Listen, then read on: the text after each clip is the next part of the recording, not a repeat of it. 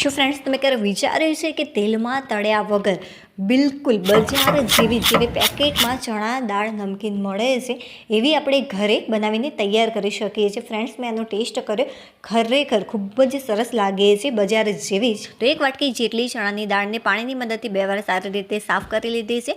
1 ચમચી જેટલું મીઠું, 1/2 ચમચી જેટલી હળદર, 5 ચમચી જેટલા ખાવાના સોડા એડ કરીશું. હવે સારા એ પ્રમાણમાં 2 થી 2.5 ગ્લાસ જેટલું મેં પાણી એડ કરી સારી રીતે મિક્સ કરી લીધું. હવે આને થોડું એવું આપણે ગરમ કરીશું, હલકું ગરમ થાય ત્યાં સુધી મેં ગરમ કર્યું છે. જો આ રેસીપી તમારે સવારે બનાવવાની હોય તો પાણીને ગરમ કરવાની બિલકુલ પણ જરૂરિયાત નથી, બટ હું સવારે પલાળી રહી છું કેમ કે મારે સાંજે આ રેસીપી તૈયાર કરવાની છે, એટલા માટે. સરસ મજાની દાળ પલળી ગઈ છે. હવે ફ્રેન્ડ્સ, મેં પાણીને સારી રીતે ઉકળવા મૂક્યું હતું. પાણી સારું એવું ગરમ થાય ત્યારે 1 ચમચી જેટલું મીઠું, 5 ચમચી જેટલા ફરીથી આપણે ખાવાના સોડા અથવા તો ઈનો એડ કરીશું. એકવાર મિક્સ કરી અને થોડી કરીને આ રીતે આપણે દાળ ઉમેરતા જઈશું કે જેથી પાણીનું જે ટેમ્પરેચર છે લો ન થઈ જાય. 1/2 મિનિટ માટે ઢાંકણ ઢાંકી દઈશું કે જેથી ઝડપથી ઉભરો આવી જાય. 3-1 મિનિટ માટે મેં સારી રીતે દાળને બાફી લીધી છે ફાસ્ટ ફ્લેમ ઉપર. હવે કોઈ પણ કાણાવાળા વાસણની અંદર મૂકી ઉપરથી ઠંડુ પાણી એડ કરી દઈશું. હવે એક નાનકડું આપણે કપડું લઈશું કોરું, અને તેના ઉપર થોડી આ રીતે દાળ લેતા જઈશું, અને આ રીતે તમે હલકું પ્રેસ કરશો તો સરસ મજાની દાળ કોરી થઈ જશે. એકદમ કોરી નહીં થાય તો પણ ચાલે. હવે કોઈ પણ કડાઈનો ઉપયોગ તમે અહીંયા કરી શકો છો. દાળને થોડીવાર માટે તમારે શેકી લેવાની છે ફાસ્ટ ફ્લેમ ઉપર 1 થી 1.5 મિનિટ માટે.